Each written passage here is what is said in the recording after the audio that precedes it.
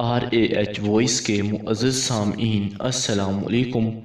میرا نام شبنم ہے۔ میرے خواب بچپن سے ہی اونچے تھے، لیکن میری شادی ایک عام سے شخص کے ساتھ ہو گئی جس کی آمدن سے گھر کا خرچ ہی مشکل سے چلتا تھا، تو عیاشی کرنا تو بہت دور کی بات تھی۔ سارا دن ہماری چھوٹی چھوٹی باتوں پر تکرار سے گزر جاتا تھا۔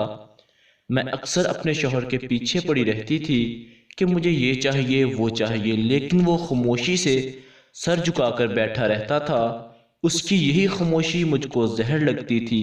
اگر وہ میرے لیے کچھ کر نہیں سکتا تھا تو کم از کم مجھے اچھے مستقبل کے خواب تو دکھا سکتا تھا، تاکہ میں کچھ دیر کے لیے ہی صحیح خوش تو ہو جاؤں۔ کہتے ہیں کہ غربت اور مفلسی انسان کو گناہ اور کفر کی طرف لے جاتی ہے، تو یہی کچھ ہمارے ساتھ بھی ہونے لگ پڑا تھا۔ اب وہ زیادہ وقت گھر سے باہر گزارنے لگ پڑا تھا۔ جب میری بک بک بند نہ ہوئی تو میرا شوہر مجھ سے بیزار ہونے لگ پڑا تھا۔ اب وہ زیادہ وقت گھر سے باہر گزارنے لگا تھا۔ شاید وہ میری بے جا خواہشات سے تنگ آ چکا تھا اور سکون کی تلاش میں تھا۔ اس کی ملازمت گھر سے زیادہ دور نہیں تھی، لیکن وہ ڈیوٹی کا وقت ختم ہونے کے بعد بھی جلدی گھر واپس نہ آتا تھا۔ اس نے مجھے بغاوت پر آمادہ کر دیا۔ اب جیسے ہی وہ گھر میں داخل ہوتا تو میں اس پر اپنا سارا غصہ نکال دیتی۔ وہ چپ چاپ سنتا رہتا اور روٹی کے دون والے زہر مار کر سو جاتا۔ مجھے ہر حال میں پیسہ چاہیے تھا، بڑی گاڑی، بنگلہ اور اپنی من پسند شاپنگ، لیکن یہاں تو دال روٹی پوری نہیں ہو رہی تھی۔ پھر ایک دن میرے شوہر کا باس ہمارے گھر کی طرف آیا تو میرا شوہر اس کو چائے پلانے کے لیے گھر لے آیا۔ میں اس کو دیکھتے ہی مرغوب ہو گئی تھی۔ بڑی گاڑی، مہنگا سوٹ، اچھی خوشبو لگائے اور ہاتھ میں بڑا سا موبائل پکڑے وہ بالکل ویسا لگ رہا تھا جیسا شوہر میں نے ہمیشہ سوچا تھا۔ میں نے خوب دل لگا کر اس کے لیے چائے بنائی، ساتھ میں اچھے سے بسکٹ بھی پیش کیے، تو وہ بار بار میرے ہاتھ کے ذائقے کی تعریف کرنے لگا اور میرے شوہر سے کہنے لگا، ایک دن تمہاری بیوی کے ہاتھ کا کھانا کھانے ضرور آؤں گا۔ یہی تو میں چاہنے لگی تھی کہ وہ بار بار میرے گھر آئے۔ جب میری نظر اس پر پڑتی تو وہ میری طرف دیکھ رہا ہوتا تھا۔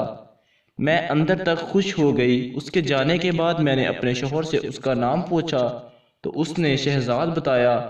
جب میرا شوہر سو گیا تو میں نے اس کے موبائل سے شہزاد کا نمبر نکال لیا اور اپنے موبائل سے اس کو میسج کیا۔ جلد ہی اس کا جواب آ گیا تو میں نے اسے گھر آنے پر شکریہ بولا تو وہ سمجھ گیا اور یوں میرے اس کے ساتھ تعلقات بن گئے۔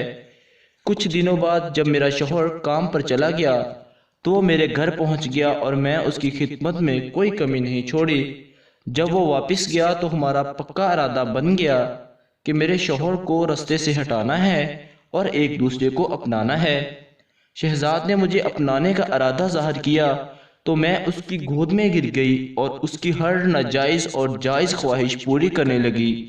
اس کو بھی میرے ساتھ وقت گزارنے کا چسکا لگ گیا تھا۔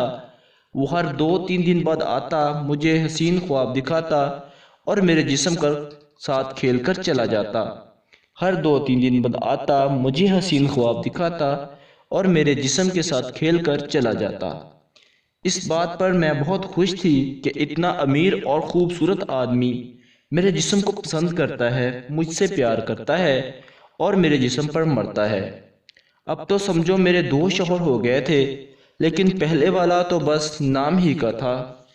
اب پھر کچھ مہینوں بعد شہزاد آیا اور مجھے ایک پڑیا میں زہر دے کر گیا اور کہنے لگا، اپنے شوہر کو کھلا دو، ہماری جان اس سے چھوٹ جائے گی، اس کے بعد ہم دونوں ہوں گے اور نئی زندگی ہوگی۔ میں تو یہ بات سن کر پاگل ہو گئی۔ میں ہر صورت میں امیر ہونا چاہتی تھی اور شہزاد کو اپنانا چاہتی تھی۔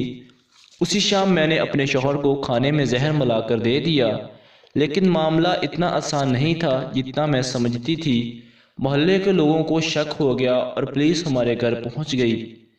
پولیس نے مجھ سے تفتیش کی اور 7 دن کے اندر میں مجرم ثابت ہو کر جیل پہنچ گئی، اور جس کے لیے یہ سب کچھ کیا تھا وہ پتہ نہیں کہاں فرار ہو گیا تھا۔ اب مجھے سمجھ آئی کہ جب شہزاد کا دل مجھ سے بھر گیا تو اس نے مجھ سے جان چھڑوانے کے لیے یہ ساری چال چل کر مجھ سے جان چھڑوا لی ہے۔ اب میں جیل میں ساری زندگی گزار رہی ہوں اور وہ پتہ نہیں کہاں فرار ہو گیا ہے۔ تو معزز سامعین اور صارفین، اگر آپ ایسی مزید ویڈیوز دیکھنا چاہتے ہیں تو پلیز ہمارے چینل کو سبسکرائب کریے گا۔ شکریہ۔